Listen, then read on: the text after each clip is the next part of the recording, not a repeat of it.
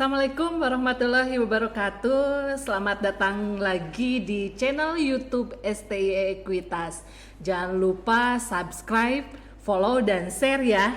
Ya, hari ini kita sudah kedatangan narasumber yang luar biasa, yang energik, dosen favoritnya di STI Ekuitas. Jadi nanti teman-teman yang bergabung di program studi manajemen nanti akan bertemu dengan Bapak Dr. Insinyur Dani Dagustani MM. Boleh dong tepuk tangannya?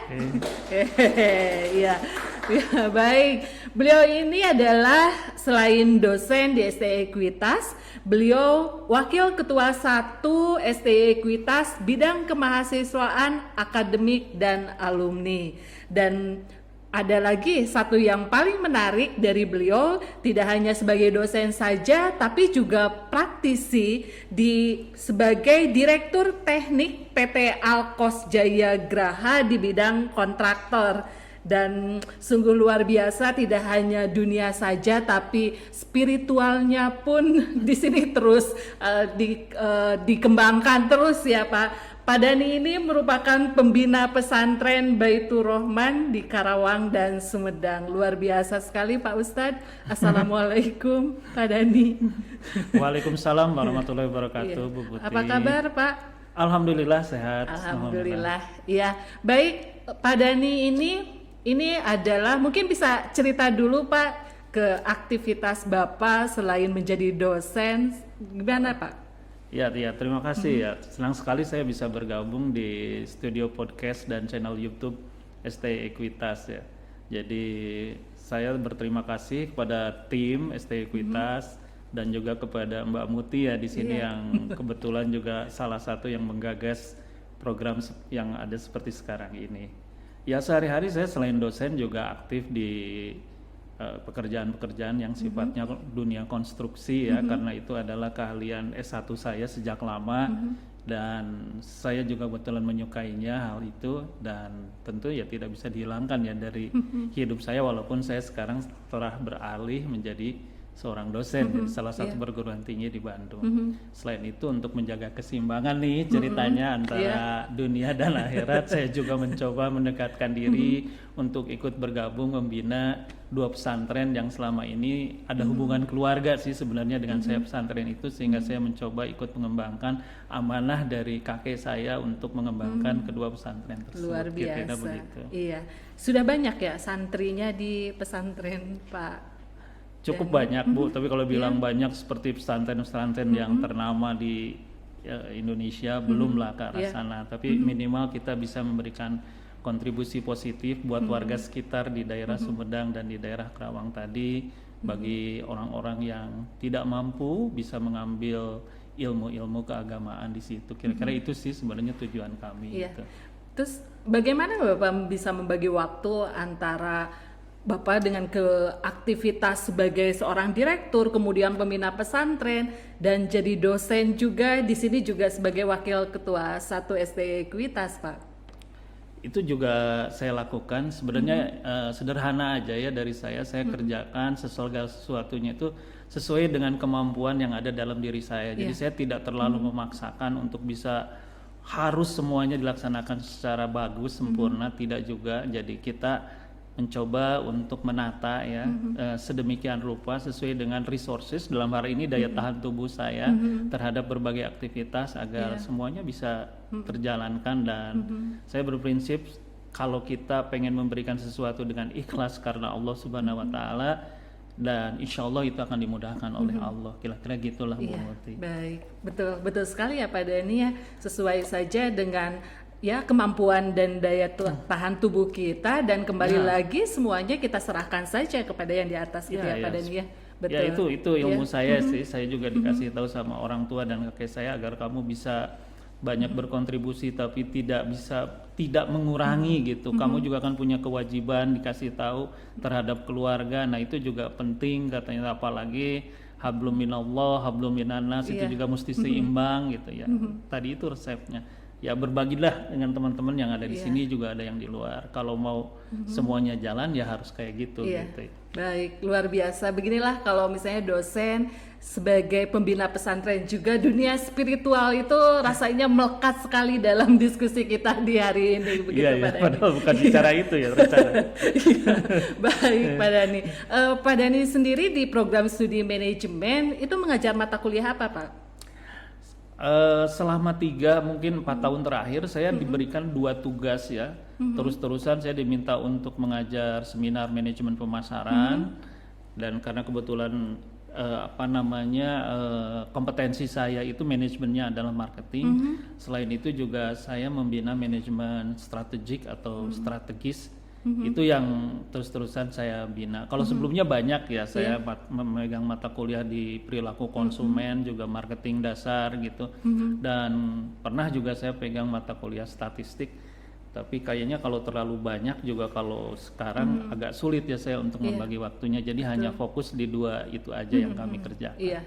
Ya, karena di STE Ekuitas sendiri dosen itu mengajar sesuai dengan kompetensinya, ya Pak ya. Betul. Jadi di kami di program studi baik itu di manajemen dan program studi yang lain, kita punya kelas konsentrasi ya Pak ya. Ada marketing, ada sumber daya manusia, operasional, kemudian finance. Nah, nanti teman-teman yang mau gabung di Ekuitas tinggal menentukan saja mau konsentrasi di mana, begitu ya Pak Dan ya. Betul. Dan saya juga nggak tahu kenapa teman-teman atau adik-adik atau anak-anak ya, mungkin saya bagi mahasiswa STE Ekuitas ternyata marketing itu selalu konsentrasi masuk dua besar ya. Kalau nggak pertama, kedua, pernah sekali ketiga, tapi udah gitu kalau nggak ke 1, kedua. Ya itu mungkin berkat Mbak Muti juga kali ya yang ada di samping saya ini, sama-sama dosen marketing juga. Ya namanya marketing ya akhirnya Mas Arin mungkin jadi pada tertarik juga ngambil marketing. Betul. Kenapa Pak Dani tertarik untuk saya lebih konsentrasinya di marketing saja atau di manajemen strategis? Apa memang basicnya sudah di situ ya Pak ya? Ya betul. Jadi kalau menurut saya ya apapun yang kita kerjakan dalam dunia bisnis itu at the end Mbak Muti kan pasti tunduk pada hukum pasar. Ya nggak ya, itu sadar atau tidak sadar pasarlah yang akan menjudge apa yang kita deliver kepada mereka gitu. Jadi kita harus tahu betul apa sih yang pasar inginkan. Saya juga Mbak Muti sebelum bekerja atau mempunyai ilmu di bidang manajemen tahun 90-an bahkan awal 2000 saya melakukan bisnis. Saya juga waktu itu merasa heran ya, ini gimana caranya supaya orang ini bisa tertarik ke produk saya ini. Nah itu pertanyaan dalam batin saya yang saya cari, apa sih sesungguhnya ini yang ada di masyarakat itu. Dan saya dapat ilmu itu di manajemen dan khususnya manajemen marketing ya. Jadi saya senang juga dengan ilmu ini karena ilmu ini kelihatan gitu dan bisa berkomunikasi dengan banyak orang. Kira-kira gitu. Baik Pak Dani. Tadi saya mendengar Bapak pernah bisnis juga gitu betul. Boleh di-sharing Pak mengenai bisnisnya apa yang sudah Bapak lakukan? Ya. Sebenarnya saya bisnisnya itu waktu itu gini loh Bu Muti, jadi bisnis kepepet juga lah ya. Jadi pada saat itu ada big crisis tahun 98, jadi semua orang kehilangan pekerjaan termasuk bisnis properti dan contracting ini yang terpukul oleh dunia resesi dunia pada saat itu. Akhirnya saya merasa bahwa mencari bisnis apa ya yang tidak terpukul oleh situasi itu dan orang terus butuhkan. Nah, saya buka bisnis rumah makan dan ini bukan sekedar rumah makan biasa, tapi rumah makan yang melayani bis malam yang mau ke Surabaya. Jadi saya buka restoran itu di rural area di mana bis itu bisa beristirahat, berhenti. Disitulah saya memberikan layanan yang menurut saya pada saat itu baik bagi para penumpang bis malam. Kira-kira itu sih bisnis yang saya lakukan. Jadi di bidang servis rumah makan untuk melayani tamu-tamu bis malam yang hendak berpergian jalur Semarang dan Surabaya pada saat itu. Tepatnya di daerah Cimalaka, Sumedang lah pada saat itu. Itu tahun 2000-an. Nah, di situ saya merasa bahwa ilmu teknik saya itu tidak cukup gitu untuk mengendalikan sebuah bisnis. Kelihatannya ada hal yang kurang. Saya merasa itu nggak pas yang saya lakukan itu. Saya benar-benar bekerja itu by feeling dan merasa ini udah baik, dan ternyata by feeling aja tidak cukup dan perlu ada teori yang benar untuk melaksanakan bisnis yang benar. Kira-kira itu. Mungkin dari situ pertama kali Bapak tertarik ya untuk mempelajari ya khususnya marketing gitu ya Pak? Betul. Dari situ saya mempelajari. Jadi sebenarnya ada ilmunya nih pasti gitu. Ya akhirnya saya cari-cari, memang harus dipelajari di dunia lain di luar disiplin ilmu saya. Dan ini yang menarik Bu Muti ya. Jadi sekarang kan Mas Menteri juga bilang bahwa kita ini nggak bisa berenang hanya satu gaya. Artinya nggak bisa kita ini hanya berenang di prodi yang sama gitu. Karena tantangan di luar itu sangat beragam, apalagi dia selalu menceritakan bahwa kita harus berenang di laut gitu, di mana ombaknya besar, tantangannya juga besar dan beragam. Dan ternyata itu benar-benar saya alami betul bahwa harus ada itu gitu, harus ada kompetensi-kompetensi lain yang dimiliki seseorang ketika dia doing bisnis di mana, di bisnis yang real, yang nyata, yang mau dia hadapi. Betul. Iya. Jadi mungkin nanti pada saat metode pengajaran Pak Dhani di kelas, mungkin tidak hanya menjelaskan secara teori marketing itu seperti apa, konsep, definisi dan sebagainya, tapi lebih ke implementasi pada saat Bapak mempraktekkan ilmu marketing di dunia lapangan seperti itu ya Pak ya? Ya tentunya, of course gitu. Iya. Baik. Jadi penasaran kita teman-teman yang ingin join di konsentrasi marketing pasti ingin sekali bagaimana nih nanti metode pengajaran yang diterapkan oleh Pak Dhani pada saat di kelas. Kira-kira konsepnya seperti apa Pak Bapak pada saat mengajar mata kuliah di kelas? Kalau di kelas saya mengajar itu mencoba mendekatkan situasi yang real di lapangan ke kampus ya. Jadi ini kan kebetulan anak-anak S1 kebanyakan fresh graduate yang mereka merasa belum punya pengalaman dan ya wajar, mereka lulusan SMA, sekolah gitu.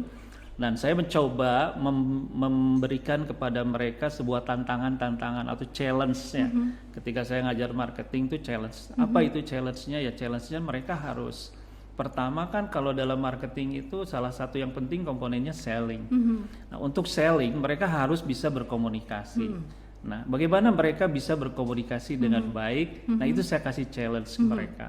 Jadi simulasi lah Bu Muti. Dia jadi ada simulasi, dibagi ke dalam 5 grup, kelompok, dan masing-masing grup ditarget untuk menjual produk tertentu. Seberapa banyak yang bisa dia jual, itulah yang nanti akan jadi pemenang gitu.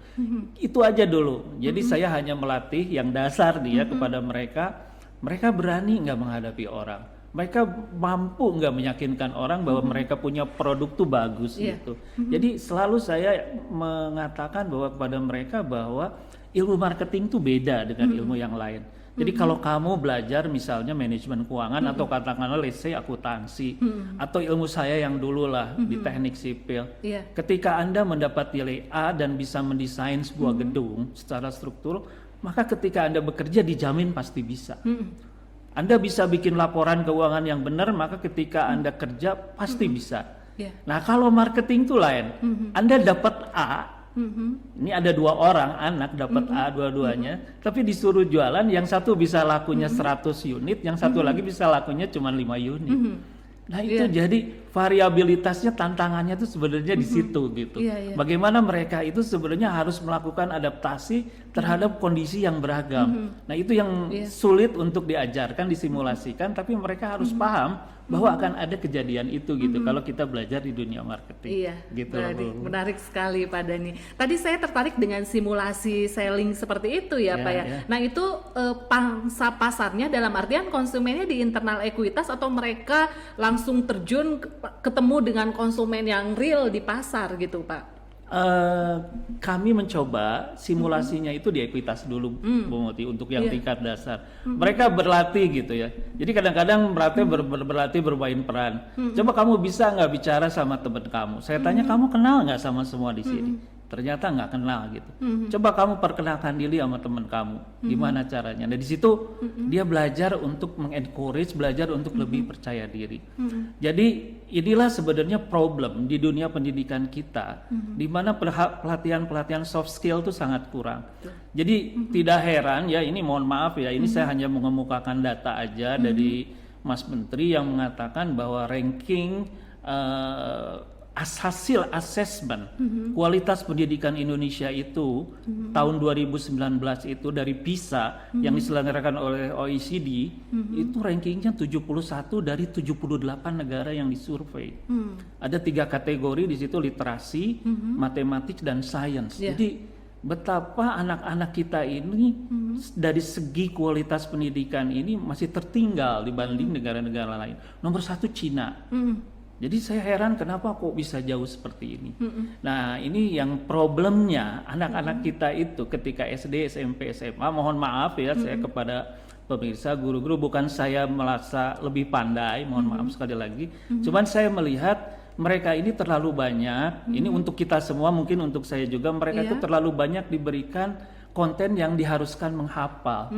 Bukan memahami dan mengkritisi sebuah fenomena. Ya akibatnya ya kreativitasnya menjadi terbelakangkan gitu, kira-kira begitulah Bu Muti. Dan itu dampaknya itu sampai ke tingkat perguruan tinggi itu saya lihat ada gitu. Kira-kira itu sih menurut saya. Selalu textbook, kemudian pada saat kuliah, ujian itu hanya menghafal teori, harus sesuai dengan konsep yang ada, ilmu-ilmu yang ada, tanpa misalnya pada saat memberikan latihan atau case study atau harusnya seperti itu ya Pak ya. Betul. Jadi harusnya seperti itu, seperti yang Mbak Muti sarankan. Iya. Tadi Cina, kemudian yang kedua dan ketiganya apa Pak? Nomor 2 Singapura. Jadi saya lihat di Singapura tuh ada ponakan saya sekolah di sana, tingkat SD itu kalau nggak salah dia cuma dapat cerita ke saya, wah dia bilang saya pelajarannya itu cuma ada 4 di sana.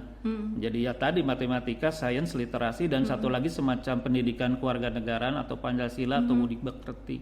Jadi tidak terlalu banyak subjek, tapi lebih mendalam. Jadi yang lebih dipentingkan bagi dia itu adalah proses penalaran dan penggunaan logika. Nah, itu yang menurut saya sekarang ini kurang di kita.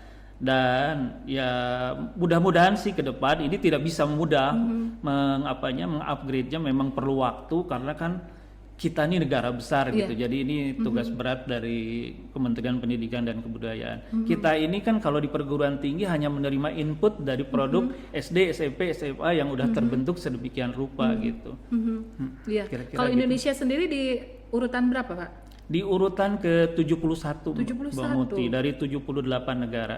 Jadi PISA itu. Jadi masuk 10 besar tapi dari bawah. 10 besar dari bawah ya. Dan di sini jangan takut teman-teman, di STE Ekuitas sendiri dosen-dosennya sudah mempunyai metode pengajaran, tidak hanya teoritikal saja, tapi kita juga memberi case, kemudian kita juga ada games untuk bisa lebih interaktif, ada presentasi dan problem solving seperti itu ya. Jadi mungkin bisa dilihat mahasiswa-mahasiswa kami di STE Ekuitas, alumni, bagaimana mereka bisa percaya diri ketika mereka sudah terjun di dunia kerja gitu, seperti itu. Iya, baik. Saya mau tanya lagi nih Pak Dhani, kalau misalnya kita bicara marketing gitu, dengan kondisi sekarang di era pandemi sekarang, kira-kira ada perubahan tidak konsep, teori dan definisi dari marketing itu sendiri gitu? Oh jelas berubah. Jadi saya melihat marketing ini sebuah ilmu yang dinamikanya tuh sangat sangat dinamis ya. Kalau saya mengatakan bahwa teori-teori yang ada itu bukan sesuatu yang seperti terjadi di ilmu-ilmu teknik atau ilmu-ilmu alam ya gitu. Jadi kalau misalnya di ilmu saya S1 teknik sipil, mungkin ilmu yang namanya mekanika, gaya dari 50 tahun yang lalu sampai sekarang ya seperti itu aja gitu. Nah, cuman kalau di marketing tuh enggak gitu. Contoh ya, misalnya saya kasih contoh. Pertama kali saya ngajar mengatakan bahwa apa sih yang menjadi pesaing Anda tuh siapa? Iya. Mereka pada bingung, siapa ya pesaing saya? Ya, sekarang saya kasih pertanyaan seperti ini. Kalau misalnya Anda jualan produk KW, ya tas katakanlah merek Hermes gitu yang 130 juta, dan ada kompetitor, bukan kompetitor ya, ada orang jualan Hermes KW3 yang harganya cuma 2 juta, itu bersaing apa enggak? Mereka bingung anak-anak. Nah, saya katakan di situ mereka nggak bersaing. Kenapa? Karena mereka tidak mensasar target yang sama, gitu. Yeah. Terus pesaing itu adalah orang yang membuat produk yang sama dengan kita dan mensasar target yang sama. Nah, sekarang hal itu Bu Muti, Mbak Muti kan tidak berlaku lagi, gitu. Jadi ada lawan-lawan yang tidak mempunyai produk yang sama, tapi bersaing dengan kita. Jadi hidden competitors atau invisible competitor. Jadi kompetitor yang tidak terlihat. Jadi dari situ saja kita bisa tahu bahwa paradigma teori yang lama itu sekarang tuh udah gugur. Bisa kasih contoh misalnya taksi Bluebird bersaing dengan Gojek. Gitu ya. Jadi Gojek inilah yang sekarang banyak mendisrupsi bisnis transportasi di dunia, termasuk di Indonesia. Sebuah perusahaan aplikasi yang tidak mempunyai supir, tidak mempunyai mobil. Jadi artinya kan teori yang lama itu udah gugur dengan keadaan yang ada sekarang ini. Nah, hal yang seperti itu tuh banyak di marketing gitu. Berubah lagi. Jadi dinamikanya itu begitu tinggi. Itu salah satu contoh yang sering saya berikan kepada anak-anak. Jadi jangan sampai Anda melihat kompetitor itu benar-benar orang yang mempunyai produk yang sama dengan Anda. Sekarang sudah tidak berlaku lagi. Anda harus waspadai, sekarang banyak lawan-lawan yang tidak kelihatan sama Anda. Kira-kira itu sih yang saya berikan juga. Kalau misalnya kita melihat kompetitor, kalau menurut Pak Dhani sendiri dengan istilah ada co-opetition, dalam artian kita kerjasama dengan kompetitor kita. Nah, itu kira-kira seperti apa? Memang dari kalau dilihat apakah bisa memang positif, bisa mengembangkan misalnya kalau kita berbisnis dengan melakukan co-opetition tadi, Pak? Menurut saya tergantung ya. Jadi kita harus melihat bahwa kita perlu berkompetisi atau berkompetisi itu tergantung dari lingkungan bisnis kita. Jadi kalau lingkungan bisnisnya seperti apa dulu. Kalau memang favor untuk kita melaksanakan competition, ya silakan. Kalau misalnya kita tidak favor dengan itu, ya kita harus cari yang lain, competition, taruhlah gitu. Itu kan masuk dalam kategori strategi bisnis perusahaan dalam manajemen strategik. Ada dua pilihan, kita mau bersaing, kita mau berkolaborasi. Di mana kita harus bersaing, di mana harus kita berkolaborasi, tentunya akan ditentukan dengan situasi dan lingkungan bisnisnya. Kalau misalnya kita bicara industri perbankan gitu, itu competition udah dilakukan dengan lama melakukan ya. Jadi industri perbankan bekerja sama, dulu ada yang namanya, sekarang juga masih ada ATM bersama. Itu kan salah satu bentuk competition dari bank-bank yang sebenarnya secara tidak langsung mereka bersaing, tapi dalam hal memberikan pelayanan dia memanfaatkan resources secara bersama. Itu juga dilaksanakan oleh ini Bu, bisnis provider ya. Jadi tower-tower itu bisa digunakan oleh banyak provider untuk satu tower. Daripada mereka masing-masing harus bikin tower, lebih baik towernya satu dipakai bersama. Kira-kira gitulah. Jadi tergantung dari situasinya gitu. Iya. Baik, kita menyesuaikan seperti itu ya, Pak Dhani ya. Baik Pak Dhani, kita masuk ke diskusinya nih. Baru masuk ke diskusinya tadi tentang yang akan kita diskusikan hari ini tentang manajemen strategis ya Pak ya di lingkungan eksternal. Tadi saya melihat slide-nya dan beberapa ada video, itu menarik sekali. Saya jadi penasaran Pak dengan isi apa yang mungkin Bapak bisa diskusikan sekarang. Oke, jadi gini Bu, sebenarnya manajemen strategis ini adalah ilmu penting yang dipunyai oleh rumpun ilmu manajemen. Jadi kalau Ibu lihat misalnya kalau kita sekolahnya di mana, di luar negeri maupun di dalam negeri, manajemen strategis itu selalu diajarkan dari S1, S2 dan S3 gitu ya. Cuman tingkat kompleksitasnya aja mungkin yang berbeda dan tingkat kedalaman analisisnya aja.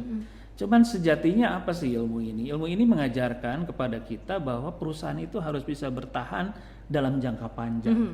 Jadi banyak perusahaan-perusahaan besar di level dunia, apalagi di level Indonesia, itu yang bisa berguguran di tengah jalan gitu kan. Nah, itu sebenarnya ilmu ini mengajarkan jangan sampai kita mengalami hal seperti itu gitu. Iya. Karena kalau saya lihat trennya misalnya kayak di Indonesia gitu, ketika orang sedang trennya bisnis apa, followersnya tuh banyak gitu seperti itu, ngikut dengan bisnis yang sama. Tapi kita bisa lihat mana yang bisa bertahan, mana yang tidak gitu. Nah kira-kira dengan seperti itu gitu, ini apa yang salah gitu dari sisi strategi atau apanya Pak Dan?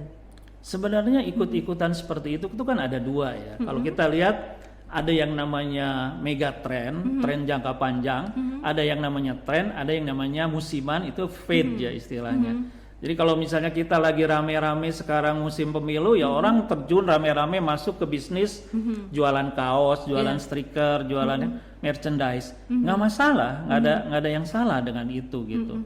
Tapi kita juga mesti tahu bahwa perusahaan kita tuh harus punya core kompetensi yang jelas, ya. Jadi jangan hanya karena ikut-ikutan kita beralih ke alih kompetensi di mana kita tidak punya resources yang memadai untuk menunjang core kompetensi kita. Nah itu yang mesti kita waspadai gitu. Banyak orang lupa. Nah ini terutama mohon maaf ya teman-teman di UMKM, mungkin usaha mikro, kecil dan menengah itu sering sekali melakukan hal ini, apalagi di usaha kecil ya. Ketika bisnis kaos, lupa bisnis yang sebelumnya itu ditinggalkan gitu.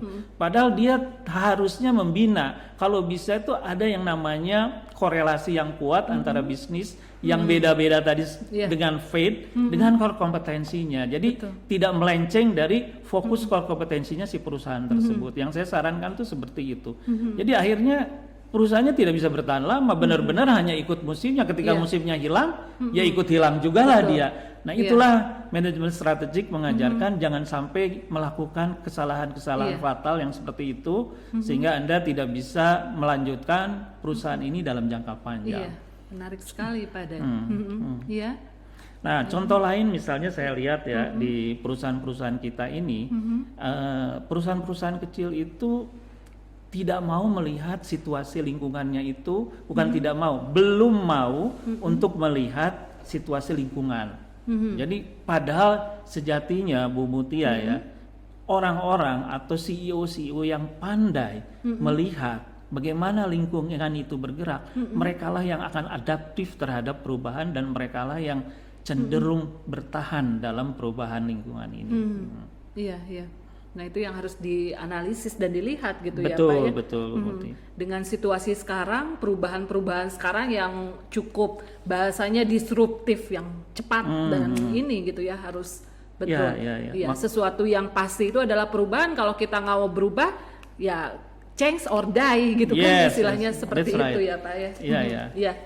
Baik Pak.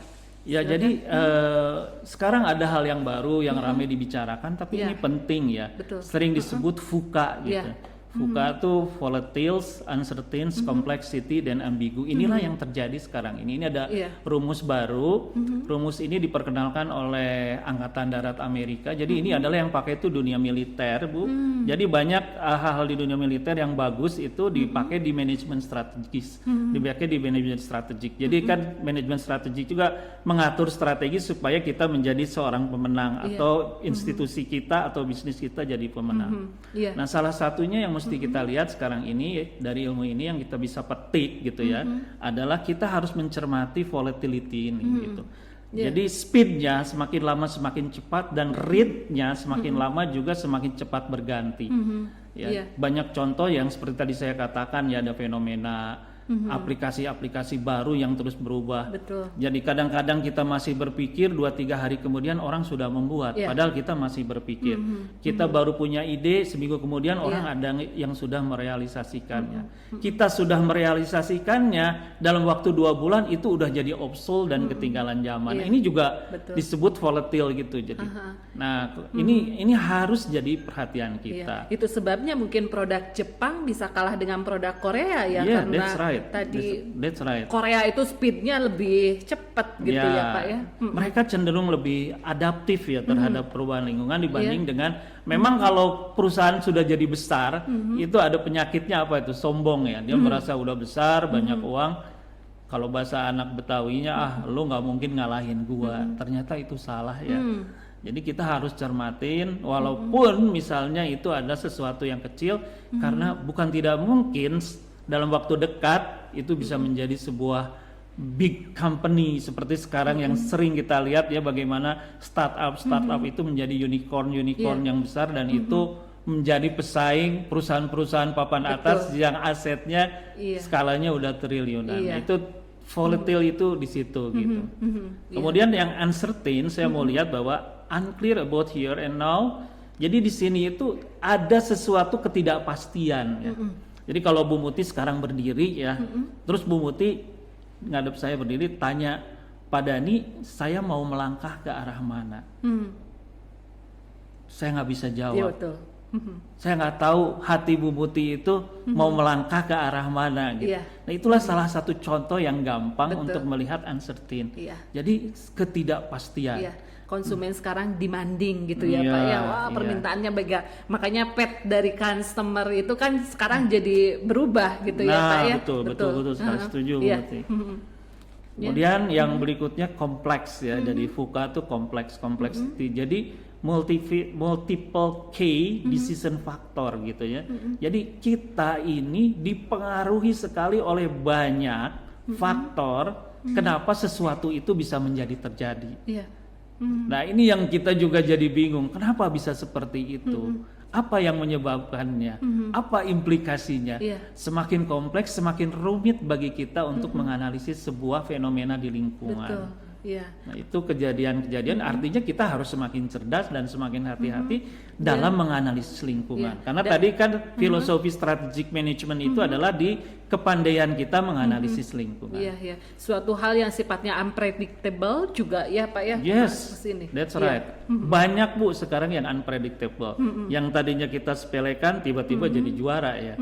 Jadi contoh seperti Kodak, katanya kan di dalam ceritanya ada dari tim yang menawarkan, tim ini Research and Development Kodak sendiri menawarkan. Kodak itu kan dulu bikin seluloid ya, jadi zaman saya, mungkin Bu Muti udah ngalamin ya, di foto pakai foto yang fotonya dimasukkan ada filmnya seperti itu. Zaman apa itu? Iya jadul gitu ya. Jadi kalau saya ngomong gitu orang udah tahu, oh, ini Pak Dhani berarti produk lama nih katanya. Nah itu ditawarin untuk beralih ke konsep foto digital. Nah itu disepelekan, itu nggak mungkin. Terus datang lagi dari Sony nawarin untuk kerjasama, sama nawarin juga produk digital. Oleh Kodak disepelekan, dan ternyata sekarang sudah menjadi mendunia. Tidak ada lagi yang menggunakan pita seluloid di seluruh dunia. Dan kemana Kodak gerangan? Sudah tidak ada ya, sudah hilang. Nah, itu adalah kesalahan-kesalahan yang jangan diulangi. Manajemen strategik mengajarkan itu, jangan mengulangi itu. Kemudian yang terakhir adalah ambigu ya. Ambigu itu nggak jelas. Sebenarnya mendua tuh ambigu kadang-kadang ya. Kalau anak sekarang mungkin galau ya, nggak jelas gitu. Nah kita harus membuat sesuatu itu menjadi jelas. Untuk apa tujuannya? Ya untuk kita bisa mengambil strategi-strategi yang tepat. Jadi ini VUCA ini menurut saya bagus sekali mengajarkan kepada sebuah perusahaan bagaimana kita sekarang harus mencermati sebuah lingkungan dengan indikator-indikator atau dimensi-dimensi ini. Ini sih yang baru saya perkenalkan juga ke anak-anak ekuitas. Mesti tahu VUCA, saya juga kasih filmnya, ada dampaknya seperti apa dan apa yang harus kita lakukan. Dan saat sekarang ini VUCA ini memang berasa sekali ya Pak ya, untuk semua hal di dalam aspek VUCA ini gitu ya Pak. Jadi kalau volatil Bu ya VUCA-nya harus diadaptasi dengan vision. Jadi kita mesti punya visi yang jelas, punya visi yang kuat. Jadi kita mesti fokus ke visi itu. Nah sekarang Bu Muti di Ekuitas juga, visi Ekuitas kan ingin menjadi perguruan tinggi bertaraf internasional yang expert di bidang keuangan, perbankan dan bisnis, kewirausahaan. Ya itulah yang harus kita pegang sekarang jadi panduannya. Kalau misalnya kita kesepakatannya mau dirubah, ya itu lain cerita ya. Sekarang fokus ke visi itu dulu, kira-kira begitu dah. Nah, itu ada 4. Jadi kalau uncertainty kita harus memahami dulu apa yang menyebabkan uncertainty, jadi kita harus understanding. Kalau complexity kita mesti klarifikasi, kita runtut, kita urai benangnya, yang acak-acakan itu menjadi sebuah sekuensial yang jelas. Kalau ambiguity, kita punya perusahaan harus agile, harus tangkas, harus bisa berpindah dari satu tempat ke tempat lain dengan mudah. Mereka-mereka inilah yang nantinya bakal bertahan dan menjadi player di kemudian hari atau di abad ke-21 ini. Dan ini tentunya the next generation dari Ekuitas lah ya, seperti Bu Muti, adik-adik yang ada di sini, mereka lah nanti yang akan mengambil peran di dalam lingkungan yang serba VUCA ini. Iya, betul. Berarti di sini memang membutuhkan tidak ya satu teamwork yang bagus. That's ya Pak right. ya, semuanya Setuju. gitu. That's right. Betul, untuk Bu. bisa mencapai semua hal, untuk bisa mengatasi dari ya VUCA ini gitu kan, Betul, seperti betul. itu ya Pak ya. Iya, iya. Baik. Baik, menarik sekali ini tentang VUCA, dan memang sekarang menjadi satu current isu yang sedang banyak didiskusikan oleh banyak pihak gitu, seperti itu gitu. Karena baik walaupun kita di dunia pendidikan tetap harus harus istilahnya mengantisipasi hal-hal ini juga ya Pak ya. Serius, Iya, betul. Dunia pendidikan yang sekarang kita hadapi ini akan menghadapi ini gitu. Iya. Jadi bentuk model pendidikan ke depan itu tentu menurut saya tidak akan seperti sekarang ini. Iya. Salah satu contoh itu kan ada namanya apa, Massive Online Open Course ya, MOOC ya. Jadi ke depan menurut saya dalam 5 sampai 10 tahun ke depan itu yang dicari itu ya adalah kompetensi. Bukan gelar. Jadi percaya jadi anak-anak muda yang ada sekarang, kalau kalian kuliah carilah kompetensi. Kalian harus punya keahlian yang dikuasai. Jangan ngeblank gitu. Betul. Nggak tahu saya mau ngerjain apa gitu. Ini problem ya Bu Muti. Jadi jangan sampai anak-anak kita di Ekuitas khususnya jadi semacam kalau kita naik angkot gitu ya di Bandung, udah naik 15 menit ditanya sama supirnya, "Dek mau turun di mana?" Bengong, nggak bisa jawab. Ya, baik. Tapi sebenarnya saya melihat seperti ini. Ekuitas sebenarnya sudah visioner ya Bu ya. That's Dari dulu itu sudah memikirkan bahwa mahasiswa harus ada konsentrasi, dan kemudian sebelum lulus harus ada sertifikasi sesuai dengan bidangnya masing-masing, kompetensi masing-masing. Jadi ketika sudah lulus, saya kompetensi saya di marketing dan ini sertifikasi saya gitu. Betul. Seperti itu. Ya, jadi boleh tepuk tangan dong buat STY Ekuitas, luar biasa, yang memang sebelum pandemi ini terjadi sudah memikirkan tentang hal-hal yang ini. Betul, gitu, yang kemungkinan akan terjadi gitu. Iya, baik. Jadi teman-teman jangan ragu lagi untuk masuk STY Ekuitas, karena kita akan menghasilkan kualitas lulusan. Selain tadi tidak hanya hard skill saja, tapi soft skillnya pun akan kita istilahnya nanti ada keseimbangan antara soft skill dan hard skill gitu. That's ya right. seperti Setuju. itu. Iya, baik. Pak Dhani, closing statement dong sebelum kita berakhir. Closing statement dari saya ya, buat siapa nih? Buat yang mendengarkan sekarang di YouTube channelnya STY Ekuitas. So, saya akan memberikan closing statement terutama buat adik-adik di STY Ekuitas dan juga dosen-dosen STY Ekuitas, dosen-dosen yang milenial, yang muda gitu. Jadi mulai bersiaplah dari sekarang. Ya, jadi masa depan itu harus dilihat dari sekarang apa yang akan kita kerjakan. Kalau kita telat, bahwa kita akan menjadi loser. Kalau kita tidak telat, udah bersiap dari sekarang, maka kita akan menjadi champion. Dan saya ingin teman-teman di sini semuanya keluar menjadi champion. Luar biasa sekali. Ya, jadi untuk teman-teman yang belum bergabung di STY Ekuitas, kira-kira seperti apa nih Pak? Ya, kalau ingin jadi champion bergabunglah dengan STY Ekuitas. Nah, kalau ingin jadi champion bergabung di STY Ekuitas ya. Karena memang kita sudah sangat mempersiapkan segala suatu hal. Sekarang kelas perkuliahan online ya Pak ya. Tapi kita sudah mempersiapkan dari sisi teknologi yang kita pakai, sistem pengajaran kita, di mana tadi Bu Neneng juga bercerita bahwa konsep perkuliahan online kita akan bekerja sama dengan Jabar Bergerak Pak. Jadi nanti akan ada konsep di mana pendidikan pada saat di dunia online, anak-anak mahasiswa dalam hal ini tetap semangat, interaktif dan kreatif, karena kita nanti menyajikan hal-hal yang tidak hanya perkuliahan saja, tapi akan diselingi hal-hal yang lain yang lebih bermanfaat seperti Amin, itu. insyaallah. Iya, baik. Terima kasih teman-teman atas hari ini, dan kita sudah berdiskusi walaupun waktunya singkat dengan Pak Dhani Dagustani yang luar biasa, menginspirasi sekali. Jadi teman-teman kalau ingin bergabung di ST Ekuitas dan ingin juga bertemu dengan Pak Dhani Dagustani, penasaran dengan kelasnya kan? Sangat menarik sekali tadi pemaparannya, dan nanti juga Pak Dhani akan menyajikan pada saat pengajaran tidak hanya teori saja, tapi nanti case. Kan kita sudah tahu bahwa Pak Dhani tidak hanya dosen tapi praktisi juga. Jadi nanti kita akan sharing lebih banyak lagi ya. Baik teman-teman, terima kasih atas hari ini. Jangan lupa subscribe YouTube-nya STI Ekuitas, follow dan share. Terima kasih Pak Dhani atas Sama-sama. waktunya hari ini. Terima kasih semuanya. Wassalamualaikum warahmatullahi wabarakatuh. Waalaikumsalam.